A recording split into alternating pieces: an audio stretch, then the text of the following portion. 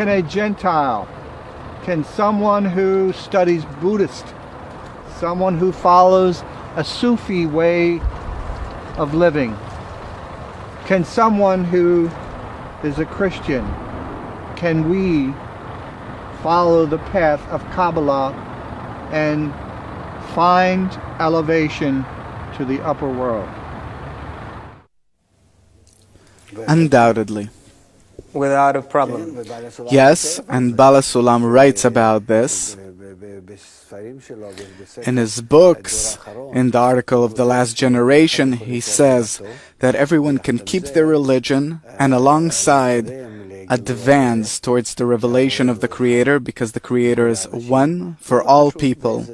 And regardless of your religion or exactly what does a person believe in this world, the main thing is to advance towards the revelation of the Creator, and that revelation will help understand what's true, what's not, and so on, because he'll have de facto a revelation instead of the different beliefs and mysticisms or religions.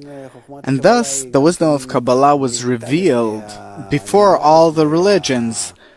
The religions were invented by people merely 2,000 years ago: Judaism, and then Christianity, and then Islam. And the source and the reason for which religions developed in the world is because of the concealment of the Creator. The moment the Creator is revealed, then there will be a great change in religions, and they will become only as the cultural component in a person's life.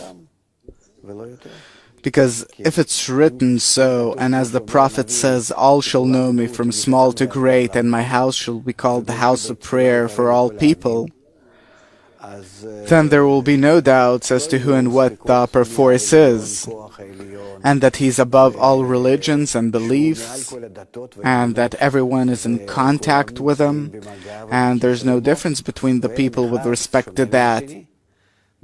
Whereas the different rituals that people have formed in this world in order to blemish their lives, to get married, get buried, have different celebrations, the weekdays, Friday or Saturday or Sunday, according to different customs, that can stay. There's nothing about it that stands in the way. All the more, by these customs that today separate people, can bring people closer. What about Michael in his questions? He also mentioned, I think he mentioned meditation and teachings like that. Yes, Buddhism, meditation, Sufism.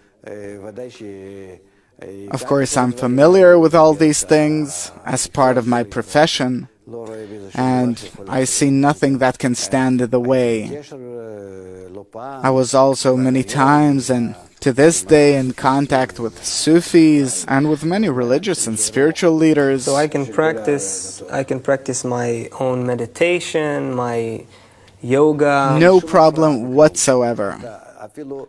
Even no point in counting them, because in our world there are about 3,800 different beliefs and religions, and starting with mysticism and with the New Age of today, that's numerous. I even heard that people made up, just recently, they made up as a joke, two British comedians or something like that, they made up a religion called Tarvoism, something like that, and people followed it apparently.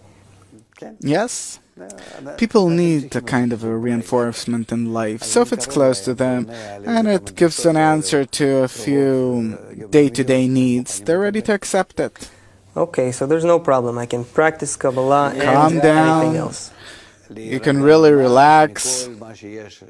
A person can continue doing whatever he does. He can get to know the Kabbalah without changing anything in life. Great. So that was for you, Michael. And we'll move on to another video question. This one... I just want to add, I'm sorry. I want to add that the wisdom of Kabbalah does not demand a person. The question is actually, does the wisdom of Kabbalah limit a person? Does he have to leave what he does? Does he have to accept some new laws and customs? Nothing. He doesn't have to change anything in his life. He doesn't have to leave anything in life whatsoever. He doesn't have to acquire anything new in life. The wisdom of Kabbalah neither brings rituals, nor customs, nor different garments, or any new actions in this world. Nothing. It's simply another wisdom about the other concealed half of the world. And the same as a person can study physics, mathematics, natural sciences, the same he studies the wisdom of Kabbalah. Okay, great.